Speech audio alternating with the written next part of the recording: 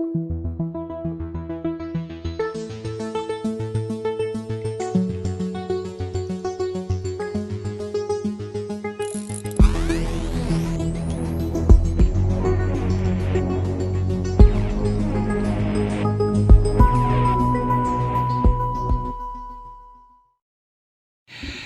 right, back to the part of the Biden infrastructure plan, buildings and utilities, public schools, water systems. He's got water systems, $66 billion. And that includes trying to prevent some of the catastrophes that have occurred of late, and Flint, Michigan being the most obvious of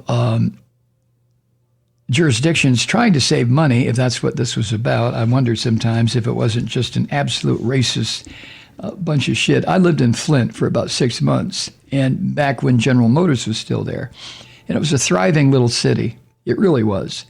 And 100 years later, which would be now, when I heard about what happened in Flint, it was not my hometown. I didn't spend that much time there, but I just thought, what a tragedy for the people who lived there, because the governor, the white male Christian fascist governor, and his comrades had decided to fuck over Flint, Michigan. And the result was, well, we don't know what the result is, except that an awful lot of kids have had an awful lot of lead pumped into their systems. You bastards. So $66 billion to improve municipal water systems.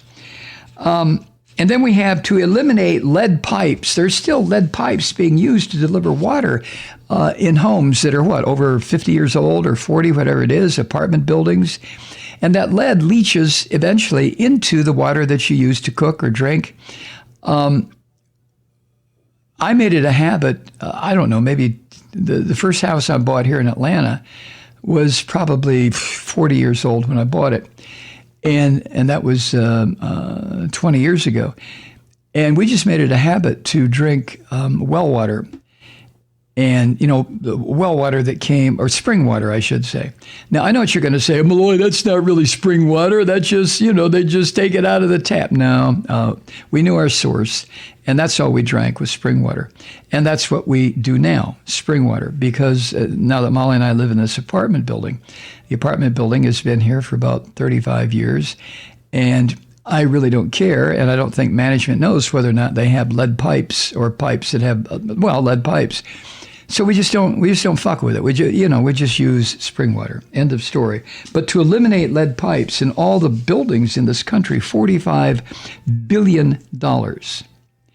And then I'm sure there are restrictions now that lead pipes can't be used anymore.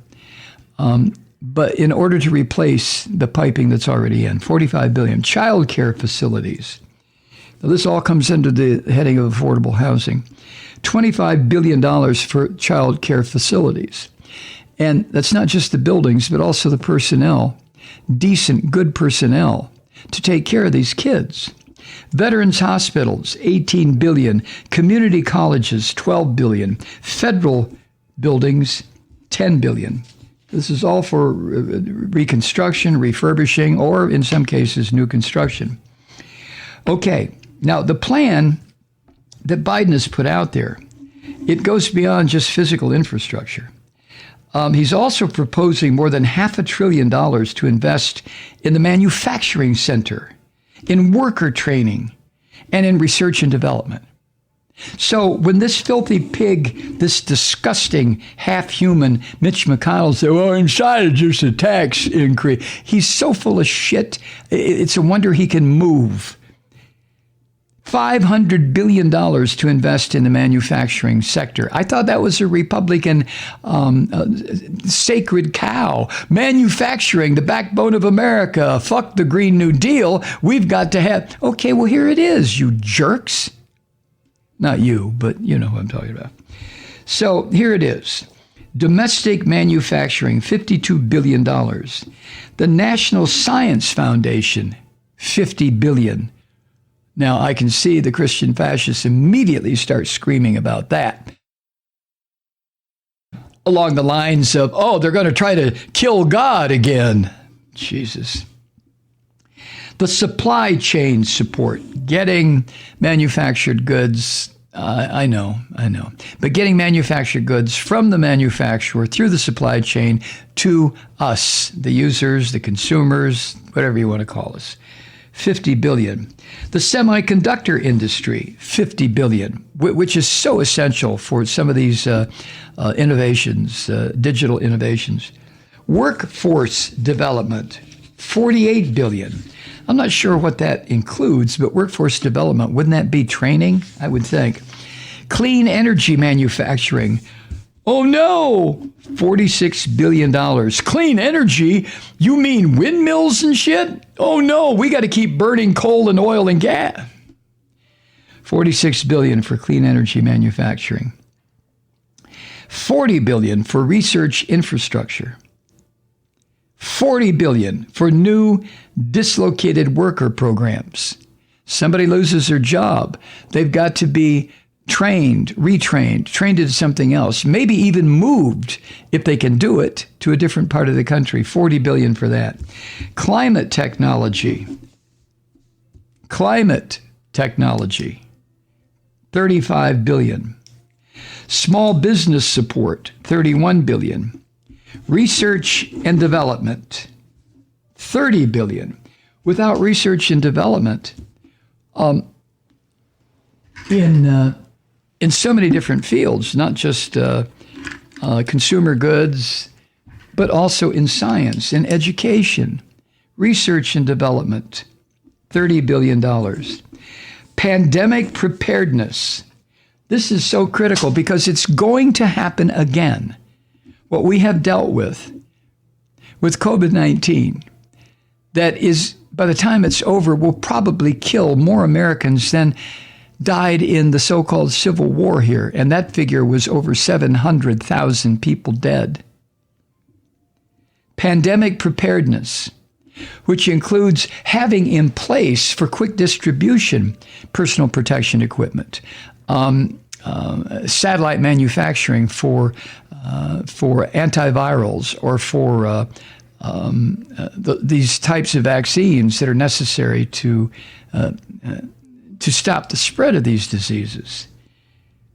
So for pandemic preparedness, talk about thinking ahead. Good on you, Joe. $30 billion.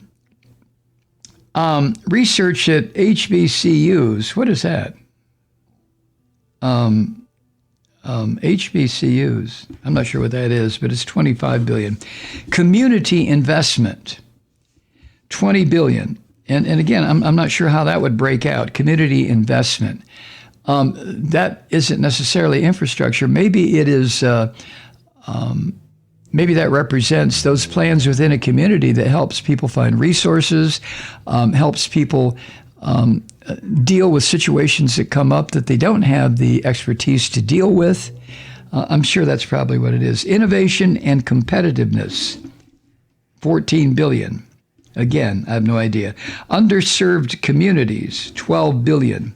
That could be something as simple as doing away with these so-called food deserts. I hate that term. First time I heard it, food desert. What does that mean?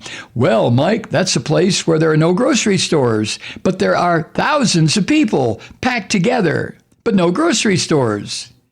They can go to a convenience store and pay 5 times as much for a bottle of aspirin or something, but there are no groceries. So I guess $12 billion for underserved communities would include perhaps the building of grocery stores, something as simple as that. And then there's $5 billion for new rural partnership program. Okay. All right. Now, this is all under the heading of jobs and innovation. So that should answer that. And then the last one here, under jobs and innovation, is in-home care. And that would include about $10 billion for in-home care. And again, I'm not sure how that would be allocated or distributed. So many insurance plans now include the possibility of getting in-home care if you want to pay more for it. So maybe that's for folks who can't afford in-home care. And anyway, this plan, Biden's plan, also includes $400 billion to expand access to caregiving for those who are older and those with disabilities. And in my opinion, this is the important part of it, to improve pay and benefits for the people who have those jobs of taking care of those among us who are either too old or too disabled to function entirely on our own. So there you have it. I mean, to me, in going over this in the very cursory way that I did, I don't know the details of these plans yet. But from the surface, and I realize this is debatable, but from the surface, this all appears to be a plan that can only benefit America. First of all, in the way the money is spent. But secondly, and maybe this would be first, the way the money is allocated. It's about goddamn time, isn't it? That the ultra wealthy start paying their share for this country. These son of a bitches rip and steal and take hundreds of millions of dollars out of this economy, out of this country every single year. And what do they do with it besides building an 80-bedroom mansion someplace or whatever the hell they spend it on? And it's not right. It is not, forget the word fair, it's just not right. It's sick to do that. But there is something in our genetic structure, I'm sure, that says, gimme, gimme, gimme, more, more, more. And then the increase in taxes on corporations. Yeah, you're goddamn right. It's about time that happened too. And there should be massive penalties so that if these filthy corporations decide, and I say filthy because some of them are just that, but if they decide, oh, you're going to raise my taxes 7 percentage points, well, fuck you, I'm going to move to Mexico, that there be some incredibly powerful penalties put in place for companies that would cut and run like that, which is what they did when NAFTA was passed. Oh, yeah, let's have North American Free Trade Agreement. Free trade, doesn't that sound wonderful? Yay, okay, let's do it, let's do it. And then how many tens of millions of jobs immediately were sucked out of this country so fast? There was a thunderclap of the air rushing into the vacuum where these companies and jobs used to exist. That's what caused the Rust Belt in a lot of ways was not NAFTA, but just prior to NAFTA, when all of a sudden the corporation said, you know, why should we be paying $30 an hour at the time with the benefits and everything for the auto industry when we could move to a foreign country, most notably Mexico, and pay 1/5 of that? So what was the answer from capitalism? Bye. Thanks for all the fish. See you later.